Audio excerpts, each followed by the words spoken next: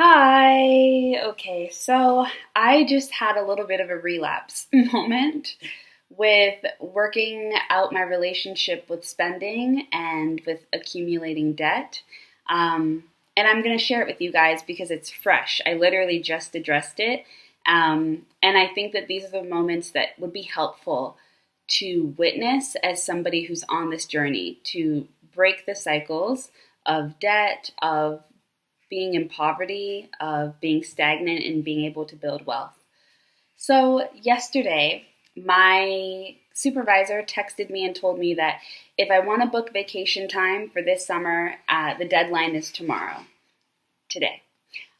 So, I did not have any plans for vacation because I have just paid off all of my debt. I had around $4,000 in debt. I paid it off just this past June 17th. So it's been exactly a month. Sorry, June like 25th. So a little less than a month. So I had no plans to travel because the Monday prior, just this past Monday, I had made a whole financial plan with Gemini, and I was like, I'm gonna work up to make a steady emergency savings, emergency fund. I'm going to begin contributing to my investments. I'm going to put my money to work. I'm going to build strong financial foundations. So I'm not traveling because that's too expensive. I can't afford to. I cannot afford to travel. Even though I have money, I don't have a savings, which means I don't have money. That's the mindset I was in. And then yesterday, getting that text from my supervisor kind of triggered me and made me feel like, oh my God, I need to use my vacation time. I need to go on a trip. I need to do something. What am I doing with my life? I'm here right now in South Korea teaching English, and I'm here mainly because I want to build financial stability for myself and also career experience. But I really am here because I want to build financial stability for myself. So I always knew coming into this, it was not about the travel. Though I'm close to a lot of countries, it's not about the travel. It's about building stability. But yesterday, I just got triggered. And all of a sudden, I was on Google Flights and Skyscanner and all these things looking for flights. And I ended up finding this trip from Seoul to Osaka, Japan, for the first time I saw the price, it was around for 108,000 won, which is around $108 in Canadian, which is a great price. And then Google was telling me this is low. And so I was like, oh, okay. And I was back and forth and I was feeling very anxious about it. I didn't end up booking. I would go back and forth pretty much multiple times within the hour. And every time the price started getting higher and higher, it got to a point where I was going to be paying like 130 and I gave up and I was like, no, never mind. And then there was an itching in me and I went back and the price had dropped down to 113 or something like that. So I shuffled my cards frantically. By this time I was already home from work. I shuffled my tarot cards frantically. I felt like I was being told to buy the ticket. And so I ended up buying the ticket, but I made sure to do a cancellation policy, which I've never really done in the past because I've always been sure that I'm going on the trip. But I made sure to do a cancellation policy this time around because there was something in me that was like, this is crazy, this is unrealistic.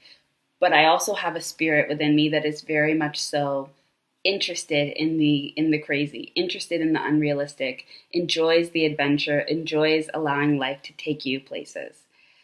So I was battling two sides of me that I love and that I care for. The side of me that desires stability and is trying to work towards that, and the side of me that is adventurous. So anyways, I booked that trip. Right after I booked the trip, I was like in an anxious swirl. I decided to book both my Airbnbs.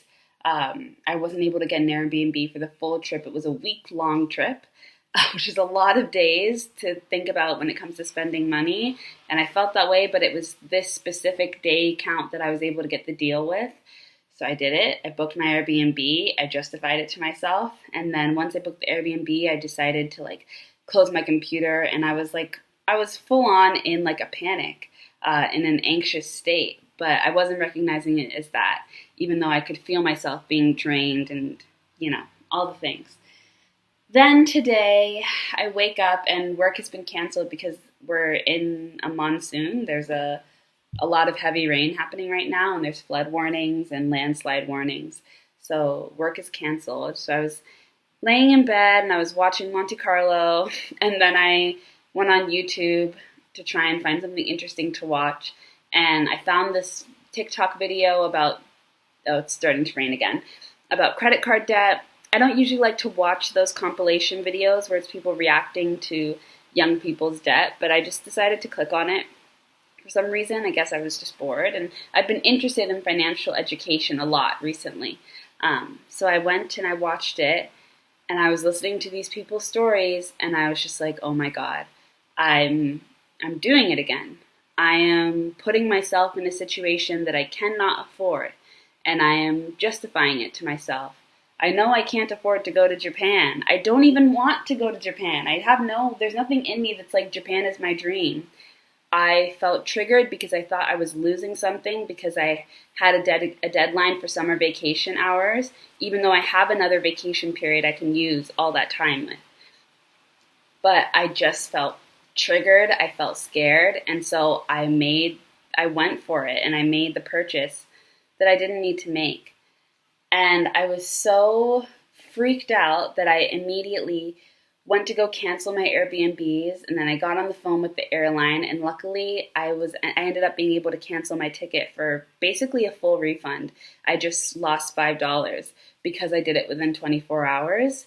Had it not been within 24 hours, I would have lost around like $40. So it was a really great timing, really great deal. But as I was in the process of canceling everything, and I was just reacting to myself and looking at myself and realizing that, every time you think that you're on top of things and you're aware and you're in control and you're in power, there's always something that sneaks up on you and reminds you that you are still working through something that is so much bigger than you and so much deeper than you recognize and you can realize. Going to Japan would not have debilitated me financially. But I don't have a savings. And I think that's the big thing that I'm reminding myself and teaching myself in this time of trying to become financially literate and become stable and independent. I don't have a savings. And if I don't have a savings, I can't afford it. I don't have the money to spend. Because if anything happens, if any emergency happens, I'm going into debt in order to pay for that emergency. I'm going into debt to pay for that emergency. I don't imagine that I would have enough in my checkings account to address serious emergencies. And so when I put myself in these positions to make big purchases and take these risks based off of the experience or the potential FOMO, I'm sacrificing my future.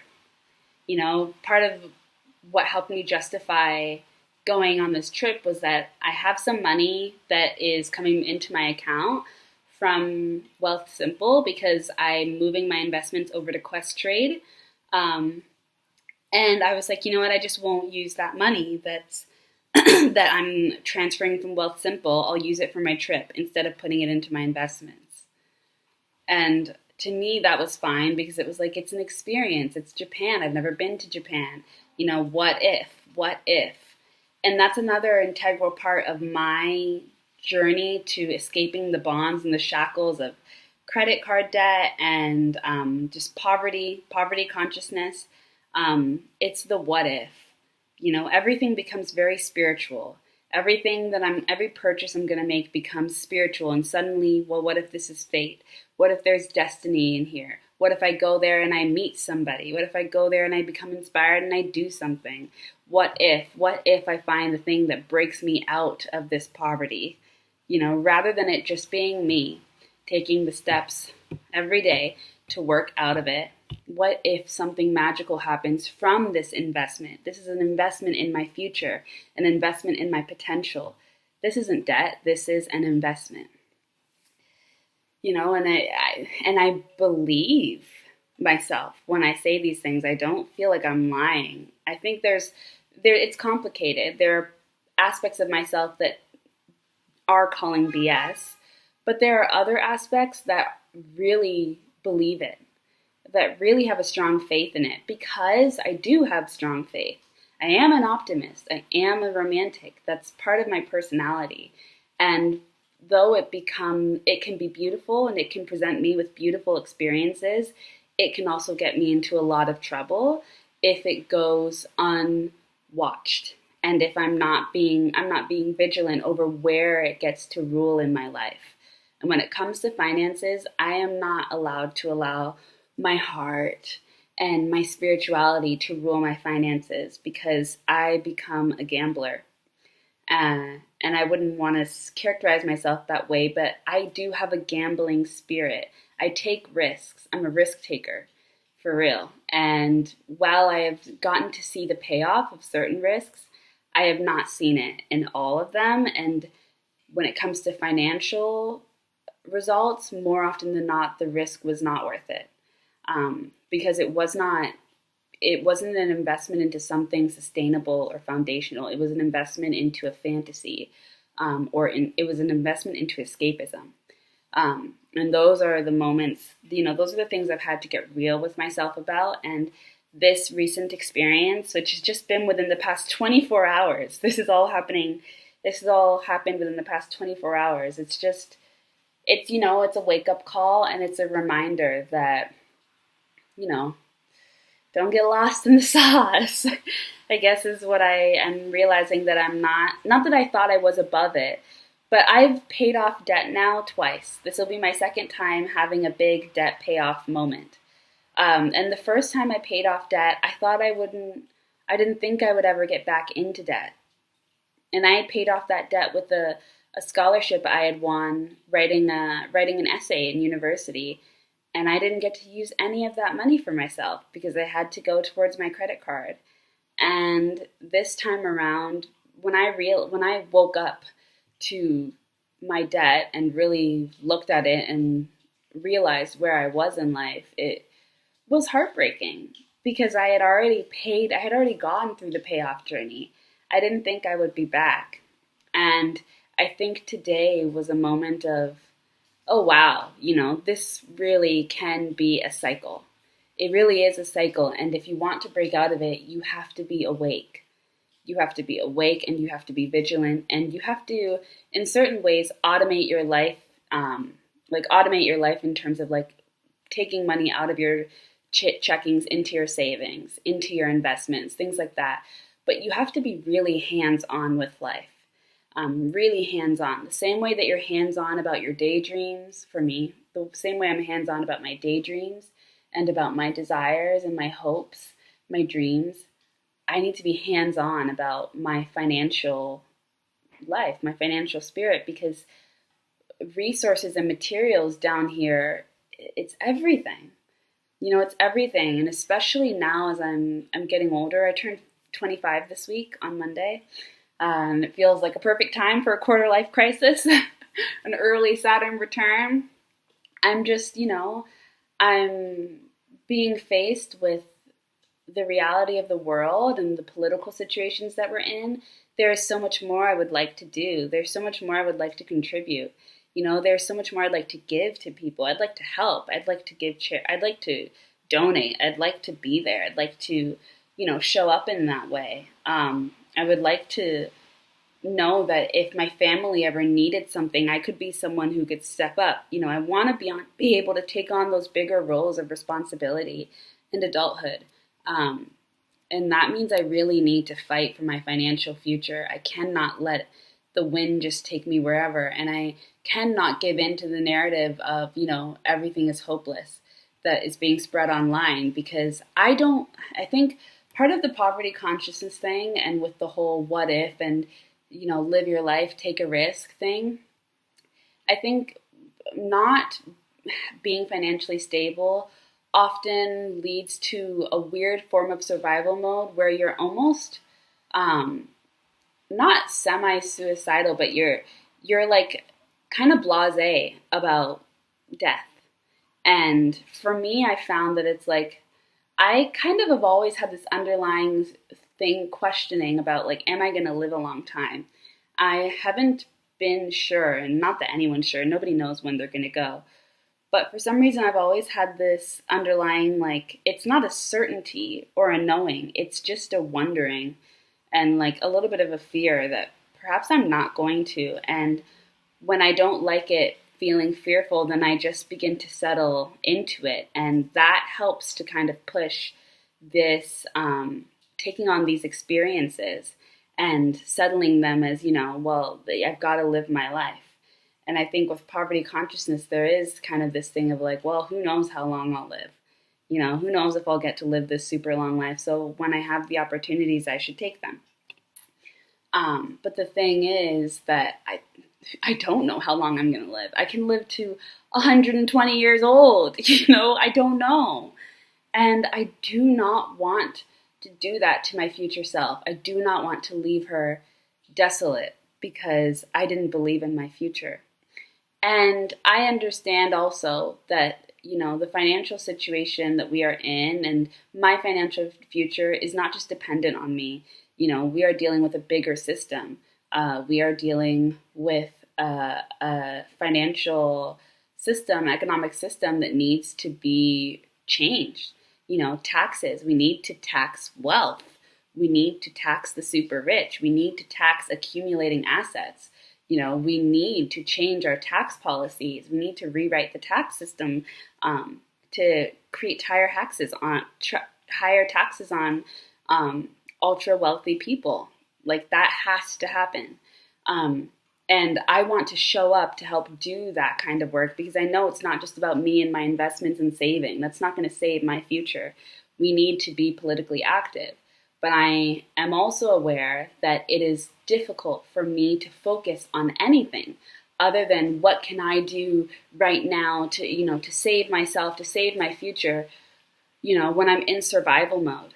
I need to get out of survival mode, which means I need to start building an emergency fund. I need to build an emergency fund. I need to build a savings that will make me feel secure, that will give me the energy to put time and effort into policy and politic work, which is work that we all have to do if we want to secure our future and secure the future of future generations. If we want to protect the children. I have 2 nephews. I have young people that I care about. I think about my students. I do not want them to be poor. I don't want them to be poor. Some of them already are, but it could get worse, and I don't want it to. So I need to be able to show up to do that kind of work, which means I need to show up in my own life.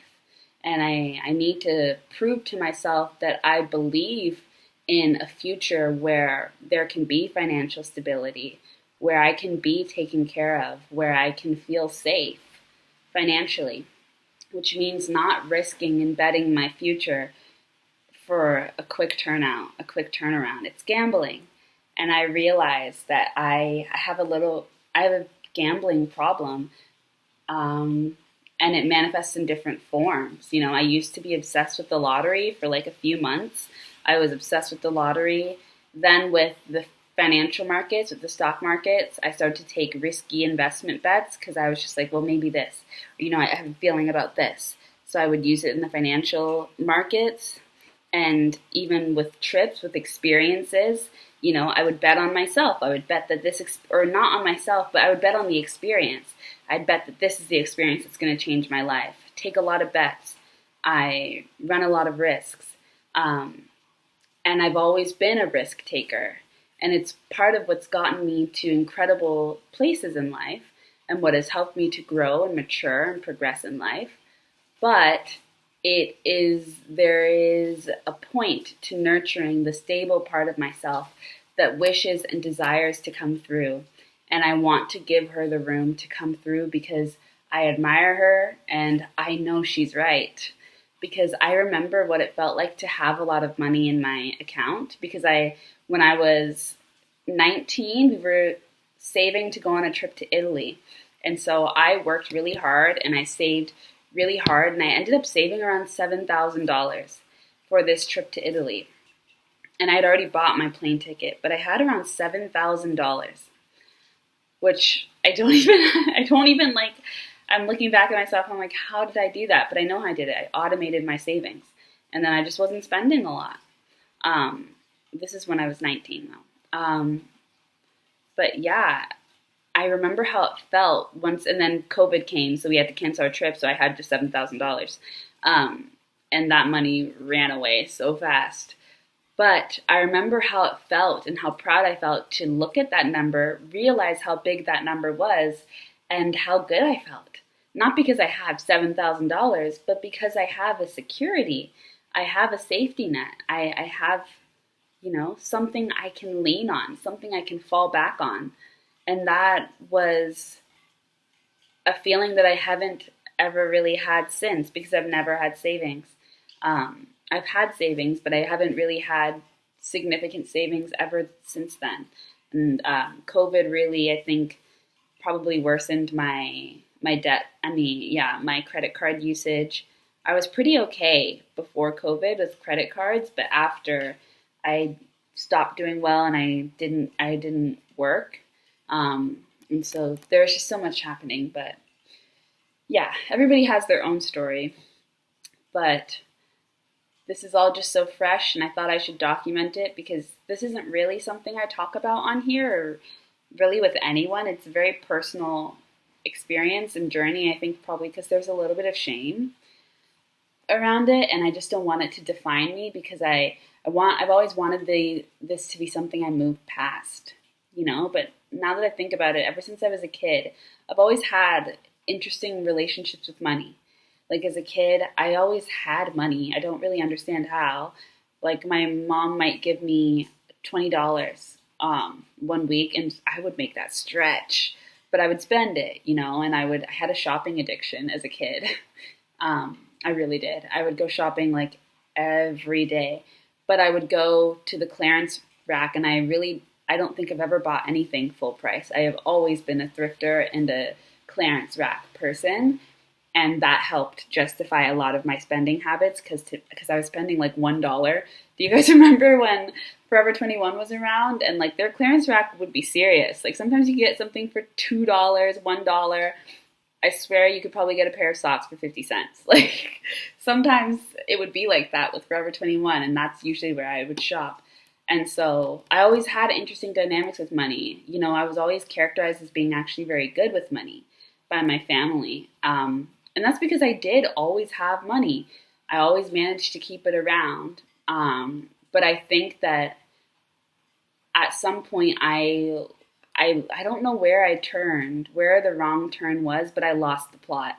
And I began to spend way beyond my means. I will say that I don't think we can discount the effect that a spiritual awakening has on your financial life. I have found it to be somewhat debilitating because it's like my financial soul went through like the dark night of the soul herself and everything fell apart and all of my good habits, whatever good habits I had, they really began to be tested and all of the bad came up and was living through my practices. And even as I was healing maybe my emotional self and my relationships and blah, blah, blah, financially, I was in, the dark when it came to being healthy and having limits and having boundaries. And it's now that part of myself is finally being like cleaned out and I'm getting back to a level of responsibility and accountability. But it's been hard. It's been really, really hard. And I guess I don't really see that conversation a lot within the spiritual community. In fact, oftentimes in the spiritual community, it encourages risky behavior. It encourages, take a chance, take a leap of faith, be the fool. And it encourages like big payouts, like lottery wins. That is like the financial life in the spiritual world, in the spiritual community, at least online. It's about big payouts, big bonuses, big promotions, big, it's not really about slow accumulation of wealth or of change and, break out of poverty consciousness and take a risk, take a chance. And it can be toxic. It can be super, super toxic. And I'm very young. So, when I started this whole journey, I was very young. When I had my awakening, I was so young. I was just a baby and I did not choose it. It just happened to me. And when it happened, there was no stopping it. And I've come to know that there is no stopping it. There's nothing you can do. If it happens, it happens, and now you're on that path. And I'm not quite sure if it's actually like a spiritual awakening or if that's just adulthood. It very well may just be that it's just adulthood. But it is confronting. And so, yeah, I just wanted to share with you guys this moment of confrontation that I've had with myself. And I was going to say that I think my ego kind of got a bit big when it comes to feeling like I am financially responsible. And I let myself get out of control, and I'm still learning how to be humble and recognize that I am recovering, a recovering addict in some ways, a recovering obsessor in some ways, a recovering gambler in some ways when it comes to my relationship with money. And I need to take that seriously. The same way I would take any other health diagnosis seriously or any other revelation about myself seriously, that's something I need to take seriously, especially because no one is coming to save you. I didn't get some big breakout that, I didn't stumble upon my soulmate and they ended up being rich and they paid off all my debt. I had to do that myself. And in order to do that myself, I didn't get to use things that were meant for me as a gift, as a reward for the work I had done. I didn't get to see any of that scholarship money go towards anything because it was paying off debt that I don't even understand how I accumulated. I mean, I understand now. It was stupid stuff. But it didn't mean anything. I didn't get to put that towards investing. I didn't get to, get started on certain things. And these are the sacrifices you have to come to accept and that you have to make when you are learning how to understand what it means to be financially literate and financially responsible. If you don't have that information, you learn the hard way. And I'm learning the hard way, and I'm still learning, even though I have so much more knowledge than I had 4 years ago. I got my credit card when I was 18. I was 18. I got my credit card when I was 18 years old. And I was so young, and I didn't ask for a credit card. I wanted a debit card, but they gave me a credit card. I did not need that. I did not need that at all, but I got it. And, I've been paying for it ever since and learning lessons. And I'm grateful for the lessons because they've revealed to me a lot about my nature, things I need to know about myself. And I'm grateful to be young and to have time. I'm grateful that they weren't enormous amounts of debt. There's so much to be grateful for. I'm grateful for my family. There's so much that happens on, your journey towards breaking out of the system and out of being a slave to poverty or to capitalism or to whatever you want to call it. There's so much that happens. Like I remember in April, I had a bank statement come around for my debit card because I had began paying overcharging on my debit card because I had no money. And I had just come back from, where did I just come back from? I had just come back from being in BC. And I had done this whole 3-month experience, which I don't regret. It was an amazing experience. But financially, it was crazy. It was something I could not afford to do. That was a risk I took. And like I said, I've described myself, I'm a risk taker. It's part of my personality that I have to keep under control.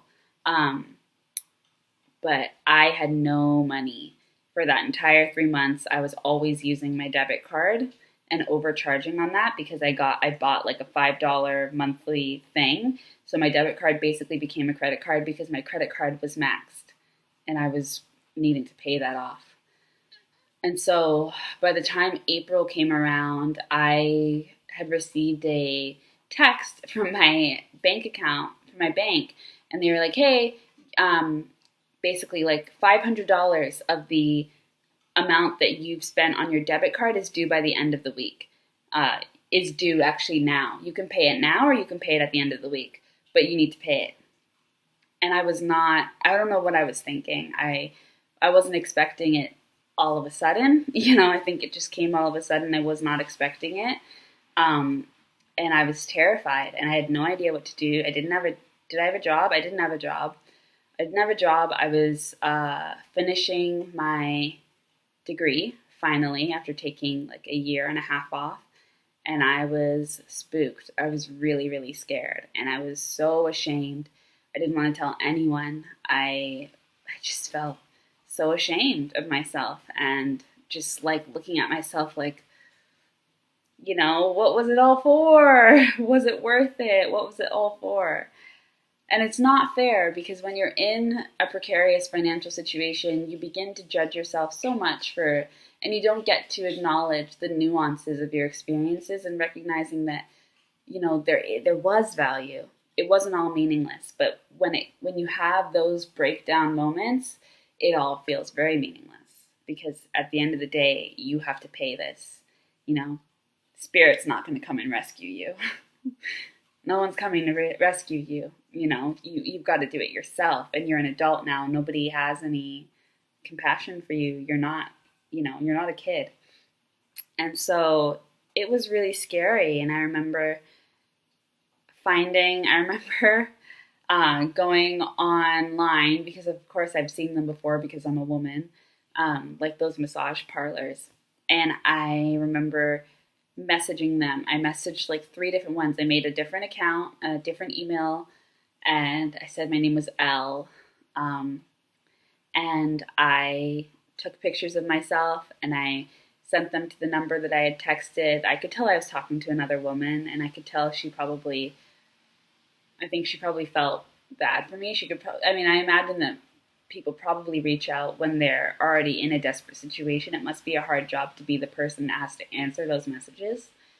I sent my pictures and I was getting ready to, try to get hired at one of these places and work there because I knew that I could make a lot of money, or I thought I could make a lot of money quickly. And I was in that kind of situation. I needed to make money quickly. And I did not want to go to a payday loans or something like that because I just felt like things would end up spiraling. And then I felt I would really be in a situation that I could not control. And that terrified me. So I was like, let me do this. And it was I remember just breaking down in my, at home. My sister was in the shower, my dad was in the living room, and I was just crying and crying and crying because I realized that I was on a trajectory to become a sex worker, which I did not want to become. That would not have been something that I was, happily consenting to. It was something I was going to do out of desperation. And I was thinking about myself as a kid and thinking about that's not the life I dream of for myself, or that I would dream of for my family or for my own daughter. And everything became very real, very quickly, very scary, very quickly. And I was in survival mode. So I was just taking whatever actions I thought I could take. I didn't want to tell my family. I didn't want to ask for help. Nobody in my family is rich. So I knew that, I thought that saying something would put all of them in a position that they couldn't afford. And I didn't want to do that to them just because of my own frivolous, stupid decisions. And so I just was like, I'm going to, this is what I'm going to do. And I'm just going to figure it out. It is what it is. This is life. And honestly, I was just kind of grateful that there was the opportunity at all because I don't know, I don't know what the equivalent is for men. Is it selling drugs? Is that why you end up getting into that? Because it's this is the immediate option. This is the immediate opportunity. And so, yeah. But I ended up that day going to hang out with my sisters at my older sister's house. And we're sitting on the couch and I think I ended up, I don't remember how it came up. This is part of the thing this is where my faith comes in, because I'm not really sure how I got the courage to say anything at all. That's where I feel like, if not God or spirit or whatever than like my ancestors or, you know, my mom pushing me in spirit. My mom's alive, but like her spirit coming through or something. Because I don't know how I got the faith, the strength to say something, and I didn't even ask for anything. I was just telling my sister, you know, I think I told her that I'm gonna take one of these jobs. And I remember her reaction was just like, what are you talking about? Like, what and why and what and why? And then I ended up telling her what was happening, and immediately she was like, I'll give you the money and you'll just have to pay me back. And there was such a weight lifted off my shoulders, and then at the same time there was such a disbelief, because it was like, why? And even she was asking me, like, why would you not say anything? And I was trying to explain, but I couldn't really explain. It's just shame, you know, it's just shame. Why I couldn't say anything, it was shame. It was shame, and it was a protectiveness over myself. It was ego. It was so many things, but mostly it was shame. But if I had never said anything, I really don't know where I would be. I don't know what I would be doing. I don't know where I would be. I don't know what kind of situation I would be in. I just feel so grateful that I have family that I can lean on, because not everybody does. And I do believe that that is how some people end up going down that road. I don't think that sex work is the dream job of every sex worker. Just like I don't think that selling drugs is the dream job of every drug dealer or any, you know, I think it's something else. These are really hard lines of work, especially I wasn't going to be an OnlyFans person. I was going to go do that in-person work. So it's not a dream, you know, at least not for me, and at least not for me. It would not have been enthusiastic consent, you know, it would have been, I'm doing what I have to do. And I think it says something that I was more willing to take on sex work than get a payday loan, because that's how insidious that financial system is. It's better to do sex work than to do that, because at least with sex work, I could see a way out for myself. I thought, you know, I could maybe do this for, maybe if I just am able to do it once, or maybe at least just a few weeks, but with a payday loan, and because I didn't have the money, and if it's due the next week, and I don't know what the interest is going to be, and if I have to pay it back twice, I just couldn't even imagine. But yeah, all of these things are mixed in with trying to break out of a system of poverty and out of a way of life that maybe your whole family has been living in for generations. And it's so much harder to break than I think we give credit for, you know? It's not as simple as saying a few affirmations and believing in yourself, or in automating your investments, or in, you know, because I've done all of those things. I've had responsible eras where I was doing everything I was supposed to, and I've still fallen backwards, because it's not a linear path, and the path out is long and hard and heavy, and it's done in the dark. It's done in the dark because you don't know what your specific path looks like. Everybody's financial soul is so different, and their route towards freedom and liberation is so different, and that has to do with their environment, that has to do with whatever's happening right now in the economy, or whatever opportunities there are available to you, what you look like, what your research skills are like, what your algorithm's sending you, what your people around you are saying, what kind of bank you had, what decisions you made at 18 or 19. There's so many things, and it's a hard journey. And I don't really talk about it, but I guess I'm sharing a lot now, because that revelation this wake-up call that I've just experienced in this relapse, it's something I guess I wanted to share just in case anybody else, if maybe this video can be a wake-up call for somebody else, because that video was for me. I don't know if I would have watched that video if I would have taken these actions today, I don't know. I don't know.